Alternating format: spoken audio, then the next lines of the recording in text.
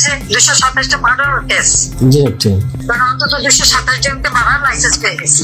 পতিত প্রধানমন্ত্রী শেখ হাসিনাকে ট্রাইব্যুনালে হাজির হতে আন্তর্জাতিক অপরাধ ট্রাইব্যুনাল নোটিশ জারি করে পত্রিকায় বিজ্ঞপ্তি দিয়েছে। 26 মে সোমবার দৈনিক যুগান্তর ও ইংরেজি নিউ এজ পত্রিকায় এ বিষয়ে বিজ্ঞপ্তি প্রকাশ করা হয়েছে। বিজ্ঞপ্তিতে আগামী 3 জুন সকাল 10টায় শেখ হাসিনাকে সশরীরে হাজির হতে বলা হয়েছে। সামাজিক যোগাযোগ মাধ্যমে ছড়িয়ে পড়া 227 জনকে হত্যার লাইসেন্স পেয়ে গেছি এমন একটি অডিও বক্তব্যের ফরেনসিক বিশ্লেষণে এটি সাবেক প্রধানমন্ত্রী পাঠাও চলো দেশি ভাইবে পাঠাও বাইকে 300 টাকা পর্যন্ত ডিসকাউন্ট ডাউনলোড পাঠাও অ্যাপ নাও স্বৈরাচার শেখ হাসিনার কণ্ঠ বলে প্রমাণ পেয়েছে আন্তর্জাতিক অপরাধ ট্রাইব্যুনালের তদন্ত সংস্থা। আমার তো সারা বাংলাদেশে 227টা মার্ডার কেস। জি ঠিক। অন্তত 227 জনকে মারার লাইসেন্স পেয়ে গেছে।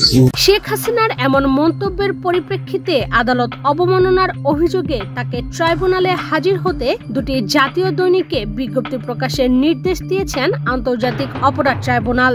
গতকাল রবিবার ট্রাইব্যুনাল এ আদেশ দেন। এই আসামিদেরকে কন্টেম্পট প্রসিডিংসে হাজির হওয়ার ব্যাপারে পত্রপত্রিকায় দুটো বহুল প্রচালিত পত্রিকায় বিজ্ঞপ্তি দিয়ে তাদেরকে আদালতে হাজির হওয়ার জন্য নির্দেশ যেটা দিয়েছেন সেটা নোটিফিকেশন আকারে পত্রিকা ছাপার নির্দেশ দিয়েছেন।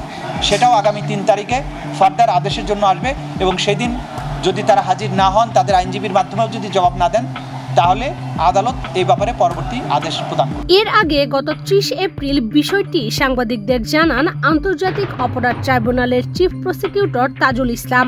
এই বক্তব্যের পরিপ্রেক্ষিতে আন্তর্জাতিক অপরাধ ট্রাইব্যুনালের বিচার কাজে হস্তক্ষেপ ও হুমকি দেওয়ার অভিযোগ এনে শেখ হাসিনার বিরুদ্ধে আদালত অবমাননার অভিযোগ ট্রাইব্যুনালে দাখিল করা হয়েছে বলে জানিয়েছিলেন তিনি। সে সময় চিফ প্রসিকিউটর বলেন, অনলাইনে ছড়িয়ে পড়া একটি অডিওতে একজনকে বলতে শোনা যায়, আমার বিরুদ্ধে 227টি মামলা হয়েছে, তাই 227 জনকে হত্যার লাইসেন্স পেয়ে গেছি। তদন্ত সংস্থা ওই অডিওর ফরেনসিক পরীক্ষা করে তা শেখ হাসিনার বলে নিশ্চিত হয়েছে। ইশরাত চৈতি, বাংলাদেশ প্রতিদিন।